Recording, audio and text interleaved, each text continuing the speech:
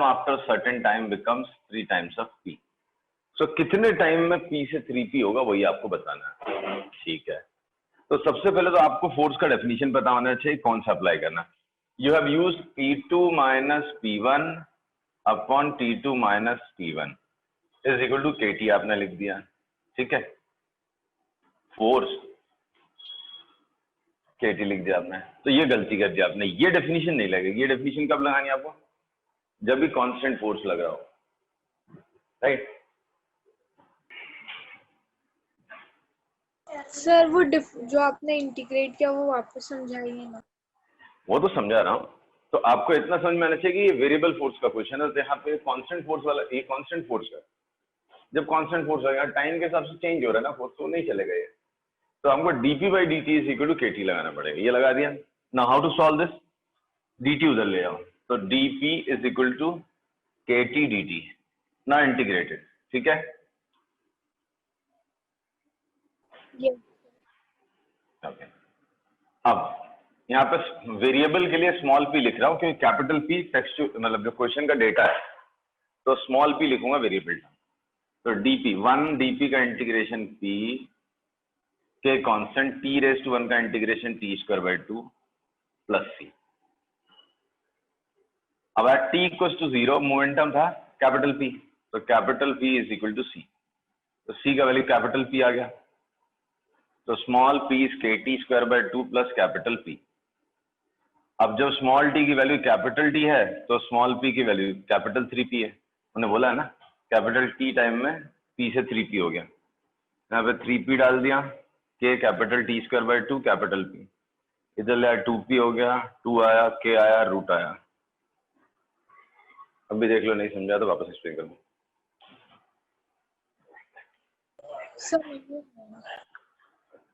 Hello, नहीं समझ रहा सर. कौन सा स्टेप बताओ ना, कोई टेंशन बताओ ना. ये समझा? ये समझा डेफिनेशन अप्लाई किया? हाँ सर. ये समझा? dt उधर लेके गया तो dp is equal to KT dt. dp is equal to KT dt integrate करें. खाली dp यानी 1 dp है, तो 1 का इंटीग्रेशन तो p हो जाएगा. yes sir. किसका डिफरेंशिएशन 1 होता है?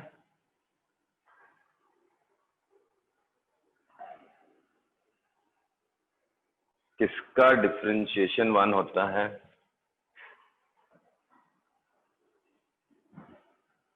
सर जिस इसका रेज टू 2 होगा. नहीं, x का डिफरेंशिएशन 1 होता है. कांस्टेंट. तो 1 का इंटीग्रेशन x होगा, तो 1 का इंटीग्रेशन p हो गया. k कांस्टेंट है, t रेज टू 1 है. t रेज टू 1 का integration t raise to 1 plus 1 upon 1 plus 1, तो t रेज टू 2 अपॉन 2 हो गया, प्लस c आ गया. ये स्टेप समझा? yes sir. ओके, अब देखो, मुझे कांस्टेंट सोचना है. तो मैंने देखा कि स्टार्टिंग में at t equals to 0 momentum कितना था? Capital P. फिर t is equal to capital T में जाके हो गया वो 3p, राइट. 0 सेकेंड्स पे momentum was p and capital T seconds में it becomes 3p. yes sir. तो मैंने क्या किया, पहले t की जगह 0 डाला और ये स्मॉल p की जगह कैपिटल मोमेंटम कैपिटल P दिखाया और ये 0 दिखाया. तो capital P is equal to c, तो c का वैल्यू कैपिटल P हो गया. सर वापस रिपीट कीजिए, क्या बोला?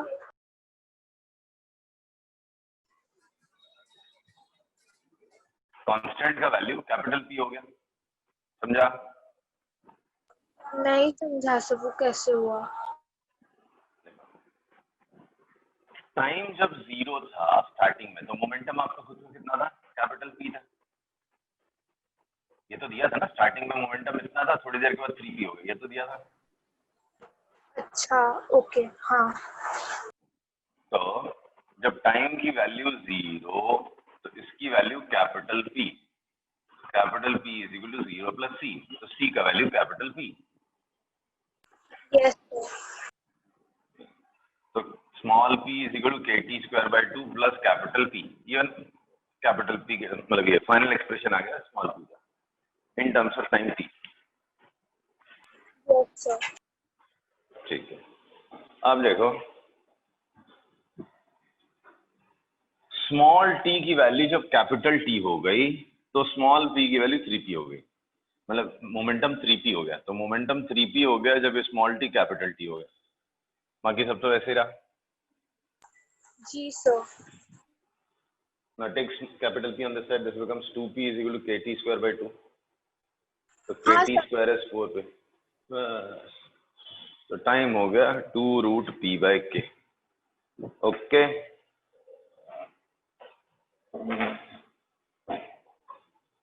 समझा ना?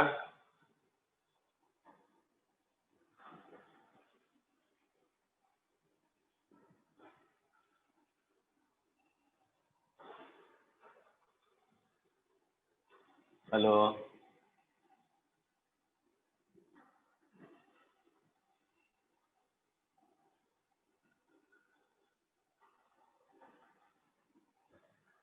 Hello,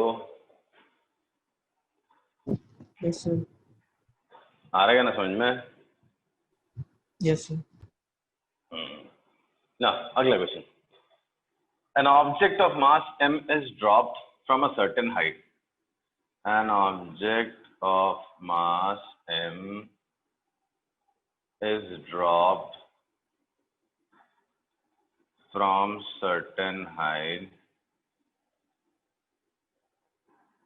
Right. Find express velocity as function of time.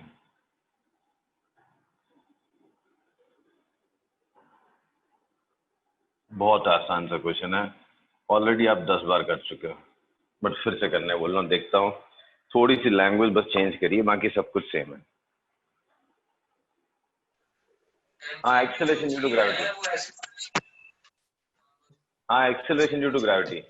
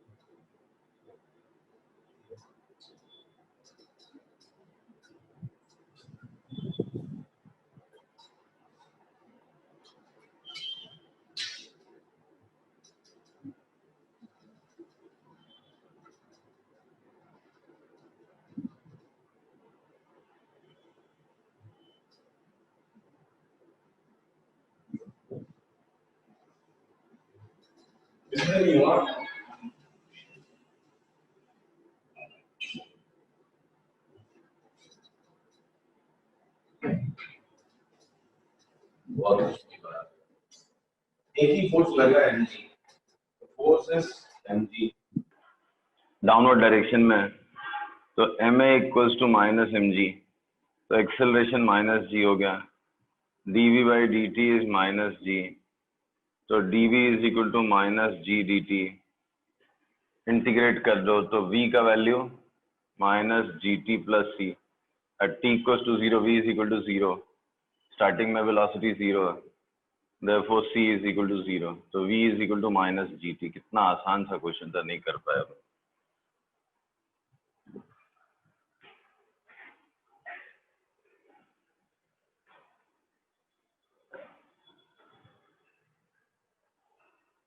ये वही क्वेश्चन है जो हमने 10 बार किए हैं पिछले चैप्टर में, पिछले 2 चैप्टर्स में। Velocity as a function of time क्या होगा? v is equal to minus gt। 1 second के बाद इसकी वेलोसिटी -10 हो जाएगी, 2 सेकंड के बाद -20, -30, -40, ऐसे होते जाएगी वेलोसिटी। समझा? Yes, sir. Yes, sir. अब देखो, ये क्वेश्चन कुछ नहीं था, अब असली क्वेश्चन दे रहा हूं। सपोज इस फोर्स के साथ आपको एक ड्रैग फोर्स भी लग रहा है। कौन सा होता है ड्रैग फोर्स? बीवी। किधर लगेगा? मोशन के अपोजिट। अब 2 फोर्स है, एक है mg, दूसरा है drag force B V. First is mg, then is B V. BV लग रहा है मोशन के अपोजिट, mg ऑब्वियसली मोशन के अलाउ मतलब नीचे की तरफ लग रहा है, और BV लगेगा ऊपर। अब आपको एक्सप्रेस करना है velocity as a function of time. Then object of mass m is dropped from certain height. Express velocity as function of time. It is acted upon by two forces this time. इस बार दो forces हैं, एक force नहीं है। आपको 2 minute देता हूं, अच्छे से सोचो।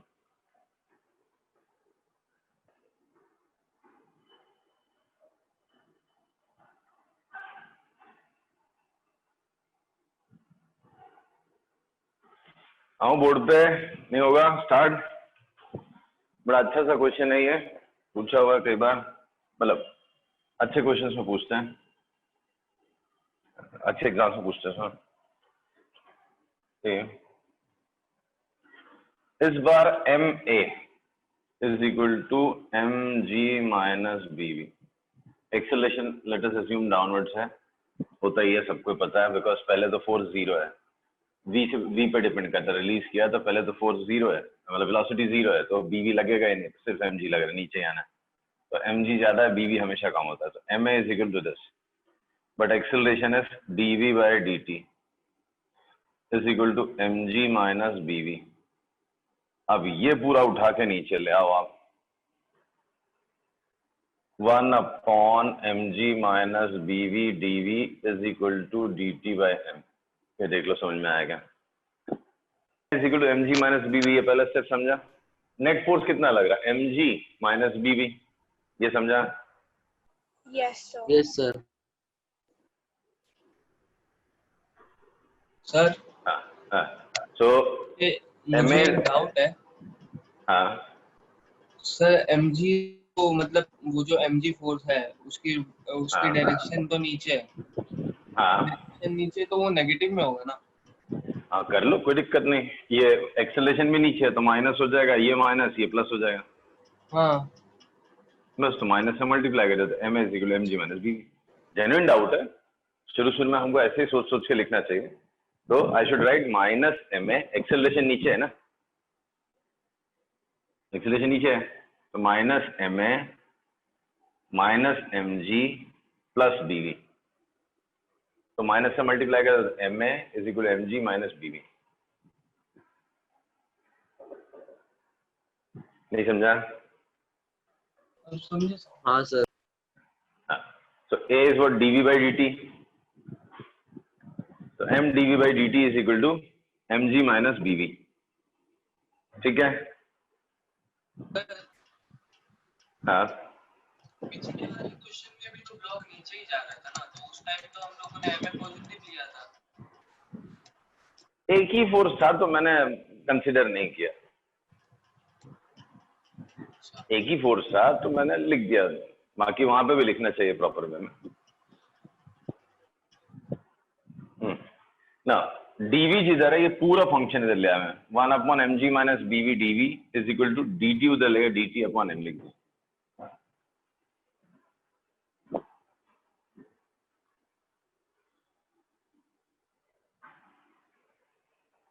समझा? अब इसको इंटीग्रेट करेंगे ना, इसका इंटीग्रेशन आपके लिए नया है। 1 बाय एक्स का इंटीग्रेशन लॉग एक्स हो जाता बेस की, तो 1 by A X plus B का इंटीग्रेशन होता है ln of A X plus B upon A. ये आपको बता देता हूं, integration of 1 by X is log X, log X का डिफरेंशिएशन था 1 बाय एक्स, याद है? लॉग एक्स का डिफरेंस, तो 1 बाय एक्स का इंटीग्रेशन इज लॉग एक्स, या लॉग एक्स का डिफरेंशिएशन इज 1 बाय एक्स। ऐसे 1 by A X plus B का log of A X plus B upon A होता है, तो 1 by M ji minus B V का क्या होगा, log of M ji minus B we upon minus B is equal to T by M plus C.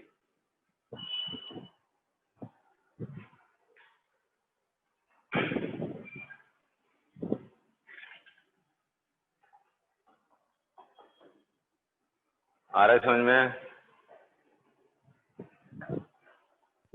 Yes, sir. हाँ, अब देखो t equals to 0, v is equal to 0, तो t 0 तो v 0, तो क्या बन गया, ln of mg minus B is equal to T का वैल्यू 0, तो c इज इक्वल टू इतना है, वो वैल्यू यहाँ डाल दो, इसको इधर लेके आओ। ln क्या है? सॉरी, नेचुरल लॉगरिथम, बेस ई, लॉग ही है बट बेस ई है, तो ये यहाँ सब्स्टिट्यूट कर दो, ln of mg minus bv upon minus b t by m minus ln of mg by b, इसको इधर ले आओ, ln of mg by b minus ln of mg minus bv upon b is equal to t by m।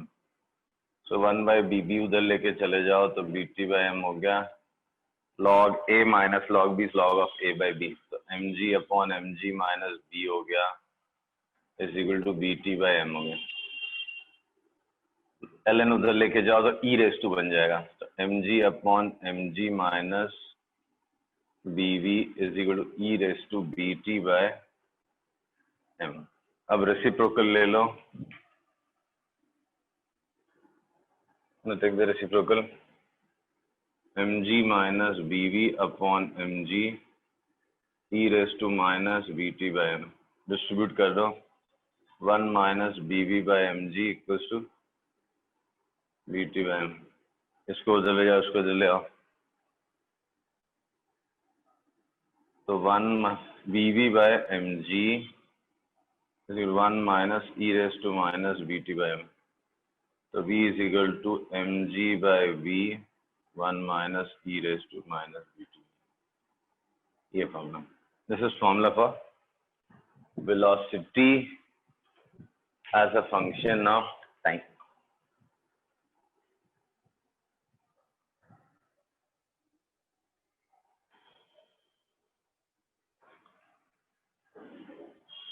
आ रहा है बस समझ में? ऐसे बहुत सारे क्वेश्चंस बनते हैं। अभी एक ऑब्जेक्ट को नीचे से फेंका ऊपर, तो ऊपर जाने में कितना टाइम लगेगा, फिर ऊपर से नीचे आने में कितना time.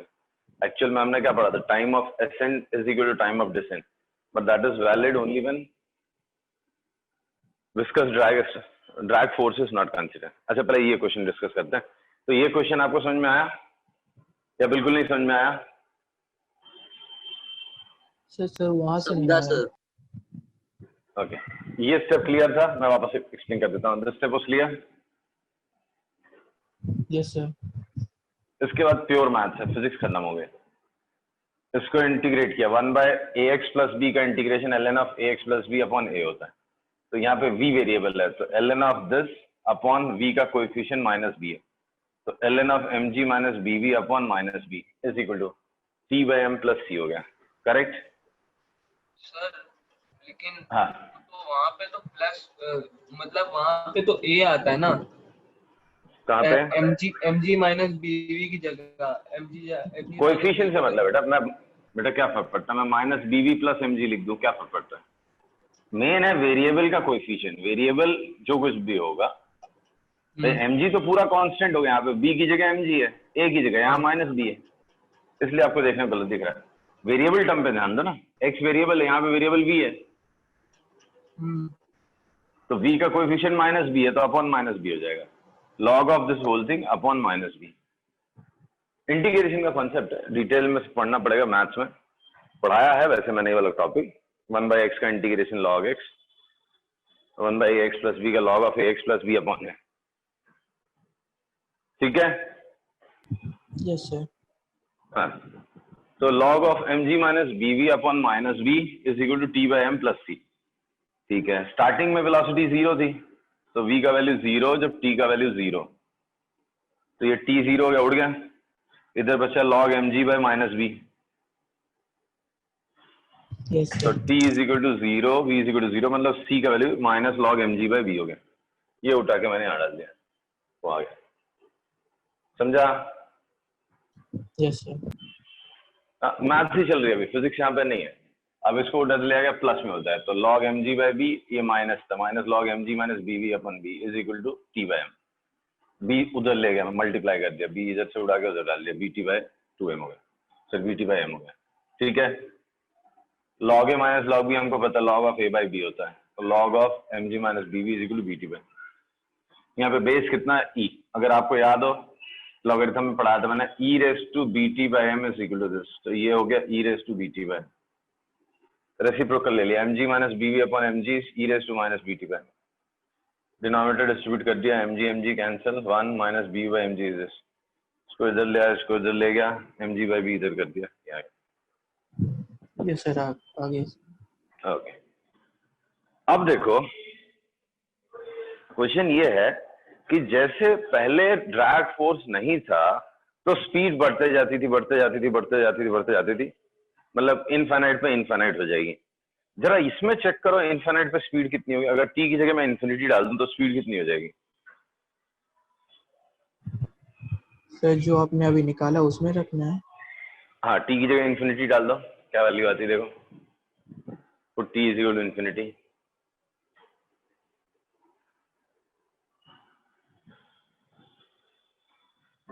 E raise to minus infinity क्या होगा?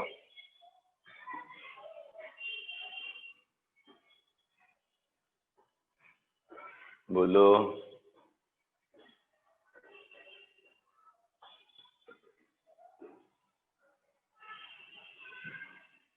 E raise to minus infinity कितना होगा?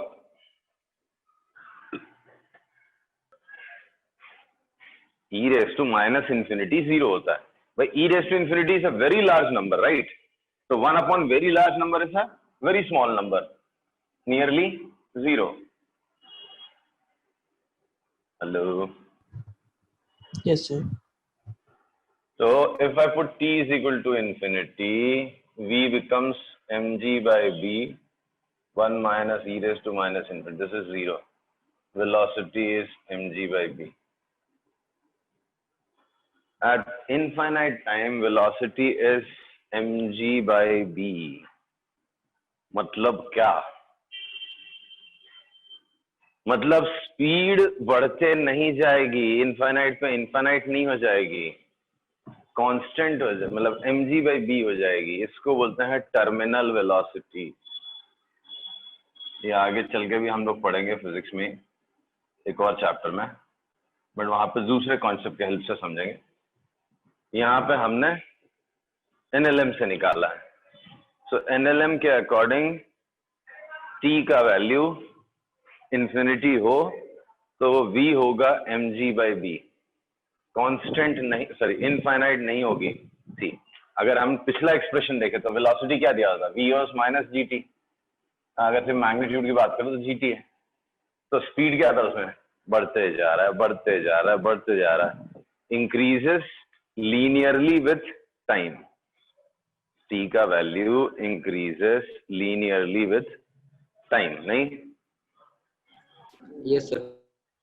तो इन्फिनाइट टाइम में तो इन्फिनाइट हो रहा था, बट इस बार इन्फिनाइट नहीं हो रहा है, क्यों नहीं हो रहा है अब उसको समझने की कोशिश करेंगे एनएलएम के हेल्प से। ठीक, आपका अभी एक्सेलरेटिंग फोर्स का mg है और रिटार्डिंग फोर्स मतलब ये अपोज क्या कर रहा है, कोई नहीं, 0। जैसे थोड़ी सी वेलोसिटी आई, mg तो फिक्स रहा, अपोजिंग फोर्स बढ़ने लग गया, हाँ सर। अपोजिंग फोर्स तो वेलोसिटी के हिसाब से बढ़ रहा है ना, स्टार्टिंग में वेलोसिटी 0 थी तो अपोजिंग फोर्स 0 था, तो सिर्फ एक ही ड्राइविंग फोर्स पड़ा था अपने पास, mg क्या कर रहा था, उसको नीचे की तरफ ला रहा था। स्टार्टिंग में bv 0 था, फिर क्या हो गया, थोड़ी देर के बाद bv बढ़ने लग गया, अब वेलोसिटी और बढ़ जाएगी, जैसे वेलोसिटी और बढ़ेगी bv और बढ़ जाएगा। एक हिसाब से देखोगे तो mg और bv कभी ना कभी तो इक्वल हो जाएंगे। Yes sir. तो जब mg और bv इक्वल हो जाएंगे तो क्या होगा, कांस्टेंट वेलोसिटी, वेलोसिटी कांस्टेंट हो जाएगी, बट इत्तेफाक ऐसा इनफाइनाइट टाइम में जाके होता है। बट चलो कम से कम ये तुम समझ गए आपकी स्पीड इनफाइनाइट नहीं पहुंचेगी। अगर यही मैं वेलोसिटी निकालता as a function of time when no drag was acting, air resistance ना होता, वैक्यूम होता, तो वेलोसिटी वाज जीटी। मैंने यहाँ देख के ऐसा लगता है टी बढ़ाते जाओ वी बढ़ता जाएगा, बट ऐसा यहाँ नहीं है, एक्चुअल में अगर ड्रैग होगा तो स्पीड कांस्टेंट हो जाती है। आ रही बात समझ में?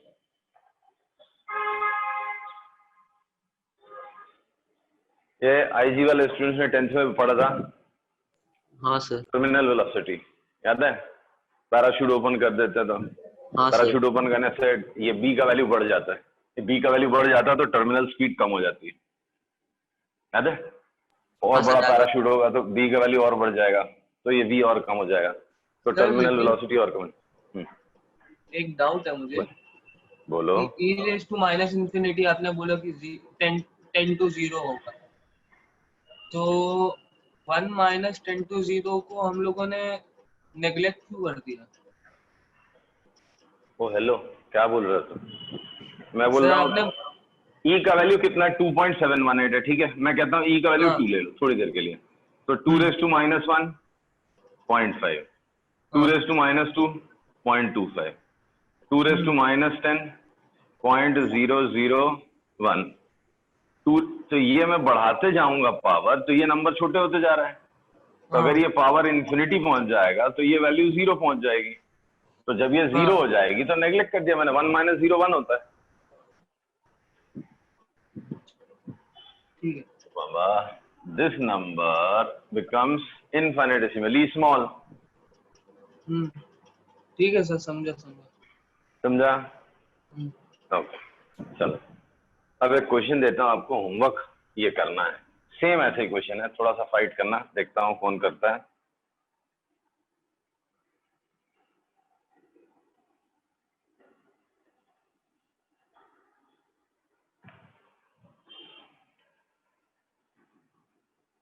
An object of mass m is thrown upwards with velocity v. Find the time it takes to reach the highest point, जहां पे जाके रुक जाएगा, ठीक। तो उसको मैं बोलूंगा time of ascent, time of ascent. इसके बाद आप टीवी निकालना, टाइम ऑफ डिसेंट, नीचे आने को कितना टाइम लगता है, यहाँ से नीचे आने को कितना टाइम लगता है, यह आपके लिए होमवर्क है। सर क्वेश्चन दोबारा बता दीजिए। मैंने v वेलोसिटी से ऑब्जेक्ट को ऊपर फेंका है, ठीक है, v वेलोसिटी से ऊपर फेंका, तो सर वो बताना भूल गया, ड्रैग फोर्स भी लग रहा है, mg भी लग रहा है और माइनस bv भी लग रहा है, तो इस पे mg फोर्स नीचे लग रहा है, ऊपर जाते वक्त bv नीचे लग रहा है। देखो यस ये ऑब्जेक्ट है, जब ऊपर जा रहा है अपवर्ड मोशन में एक फोर्स mg लग रहा है नीचे, एक फोर्स bv लग रहा है वो भी नीचे, दोनों एक ही डायरेक्शन। डाउनवर्ड मोशन में बस यही लॉजिक यूज करना है आपको, डाउनवर्ड मोशन में mg तो अभी भी नीचे लग रहा है जब ये नीचे जा रहा होगा तो, बट bv लगता है ऊपर, क्योंकि bv हमेशा वेलोसिटी के अपोजिट लगता है। ड्रैग फोर्स जिस डायरेक्शन में आप मूव कर रहे हो उसके अपोजिट डायरेक्शन में लगता है, राइट? Hello, yes sir. हाँ, तो बस यही दोनों आपको निकालना है, ठीक है। नेक्स्ट क्लास में डिस्कस Yes, करेंगे, sir. नेक्स्ट क्लास के लिए। चलो अभी मैं रखता हूँ आज।